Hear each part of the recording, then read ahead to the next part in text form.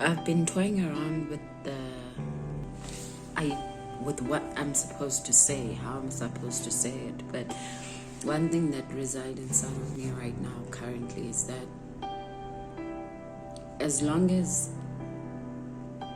I am not truthful about what I am saying, then what's the point of me saying it? I can't say something just because it sounds right, it seems right, but it doesn't reside inside of me, it doesn't resonate from within me, from my truth.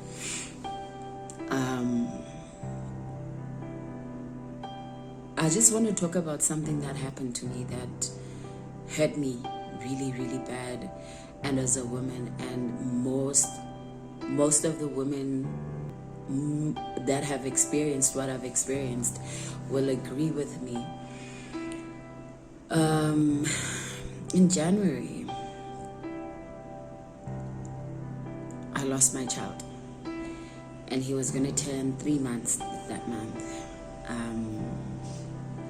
In a way, it was a horrible experience for me, and somehow or the other I blamed myself because the day of his passing I was at work and I wasn't there. So a part of me said, it feels guilty that I neglected my child. I don't know whether it's a good feeling to feel that way or whatever. But anyway, it haunted me. For the longest time, it haunted me. It made me feel so bad. I would blame myself for it. I had a lot of if onlys, buts, or maybes because I wasn't there. And I felt like I could have done something different. I could have said something different. I could have made a different decision. I could have said, no, I'm not going to work. But yeah, it just didn't happen. The reality was that I was at work and my child passed away. And for the longest time, I blamed myself. I made myself come across as though I'm a woman who's incompetent. God didn't trust me enough to raise my child up. And I felt weak, I felt vulnerable, I felt all the most negative emotions that any individual could feel for the longest time. And I remember when I went to my psychologist and I spoke about this, and I was like, I can't even sleep on the bed that I used to sleep with my child. When I'm sitting in a position or in a sofa that I used to sit and make him suckle, I can't sit there because for some odd reason I hear his cry. Like I don't know. And she was like, the only reason why you're feeling like that is because you're experiencing post-traumatic stress. And in a sense, you haven't made peace, or you have feelings of guilt associated to the passing of your child. And when she said that, I then after that, I got to understand that I'm feeling like this, I'm hearing, I'm doing, I'm this, I'm that, because I felt guilty. I felt I should have been there for my child. I felt as though I neglected my child. I felt as though I prioritized something else over him. But at the same time, there was a nanny there that I left. So I did make precautions, but she was not me. And I remember when I actually went home and my mom called me and she said I must run. I just cried because I knew that there was something wrong. I wept and I nearly knocked a car. And then I called my father to drive me home. When I saw him and I was holding my child, it hurt so much. It hurt so much because something deep down inside of me, I knew that he was gone. when I looked at his bed, his bedding, I saw blood. And I was like, yeah. But do you know one thing that actually made me say, wow, God, you're such an amazing God, over and above everything? When I came back and the nanny was crying and she didn't know what to do, God gave me the words that were so soothing and so comforting to her, because I said to her, it could have happened to me. I could have forgotten to birth my own child. I could have slept throughout the night and wake up and my child was lifeless. It could have happened to me too. So don't blame yourself.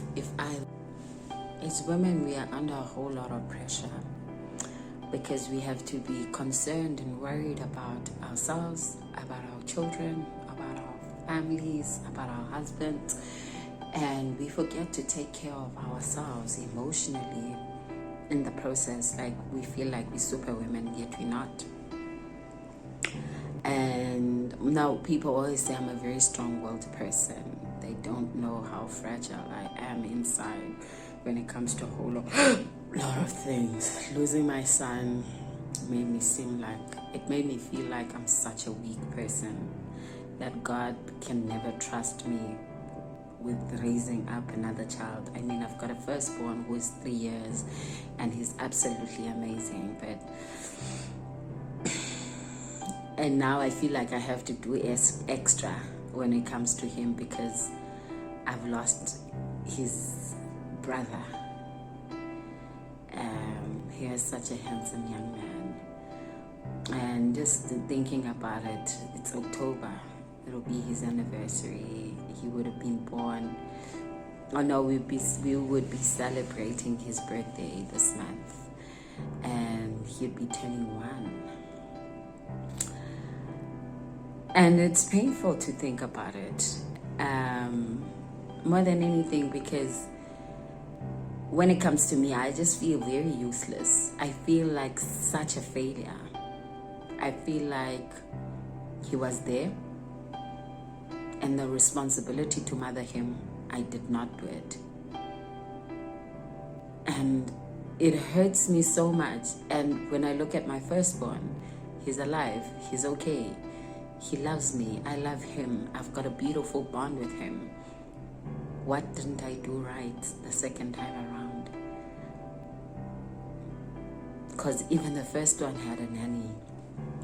But I don't know, man. As being a woman, the feeling of guilt cripples me all the time. It just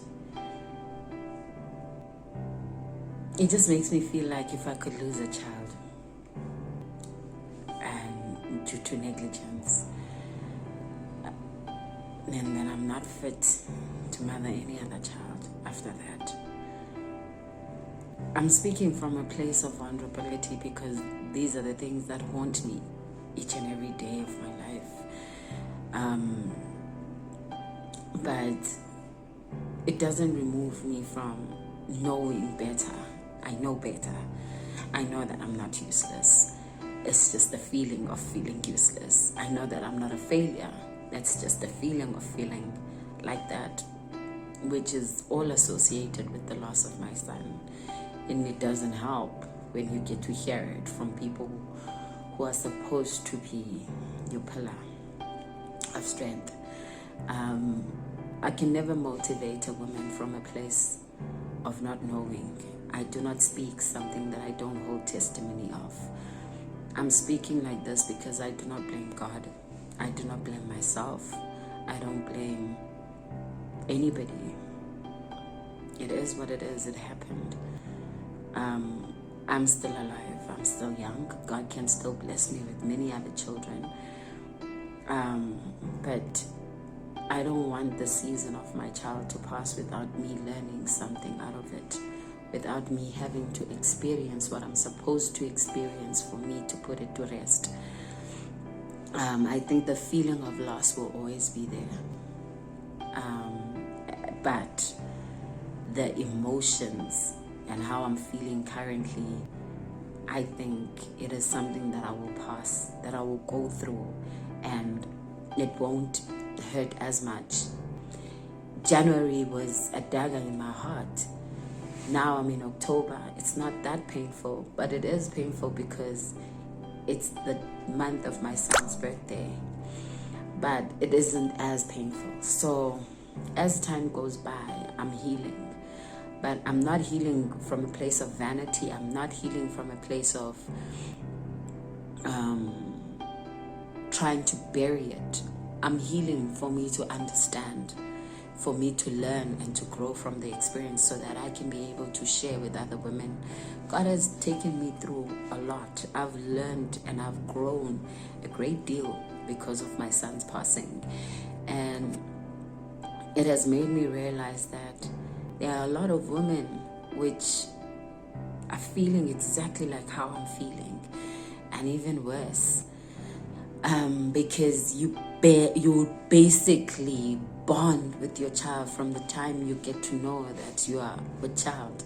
Your whole life gets to be adjusted. You readjust your life completely, mentally, physically, spiritually, emotionally, in all capacities of a human being. You basically adjust yourself to make room for this new individual.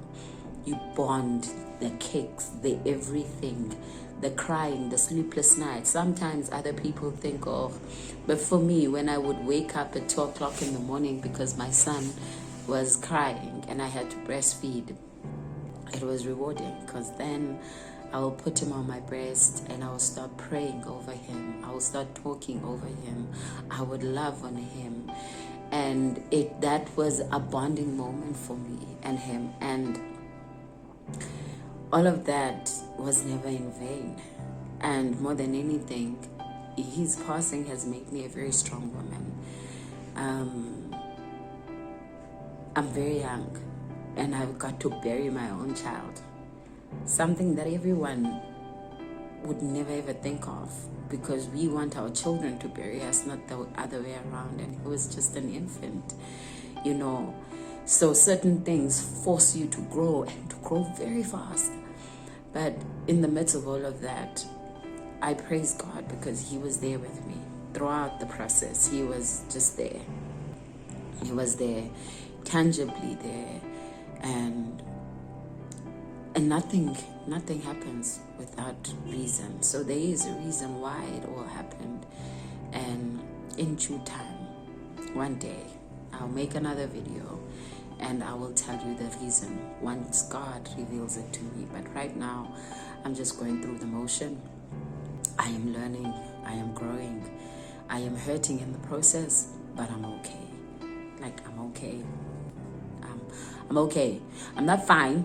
I'm not perfectly fine, but I'm okay. And I love me.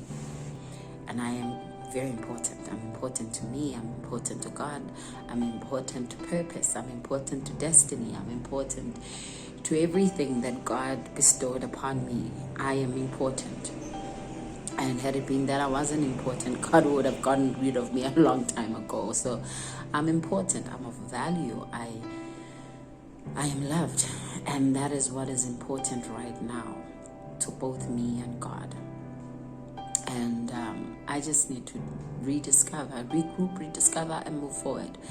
That's what is important. And I wish that every woman who gets to hear my story will be able to realize that we're not defined by our guilt. We're not defined by a whole lot of things. We're not defined by the things that happen to us, but we're defined by who we say we are. We're defined by who God says we are. And more than anything else, I feel like experiences, like things being thrown at you, it's up to you how you handle them, how you deal with them. But they don't shift or shake the person that is receiving them. So what makes me grounded and what makes me who I am is the fact that I do not shift from the core of who God says I am. And from his truth, if he says he will never leave me nor forsake me, then I know he's always there. If he says he will never give me anything beyond what I can take, then I believe that him allowing for my child to pass away was something that he knew I would be able to handle. And yeah, so I am here. I'm still alive for purpose, for destiny, for truth. I'm still alive to make an impact. I'm still alive for God to use me as his vessel for truth. And that is why I'm still here. Nothing else.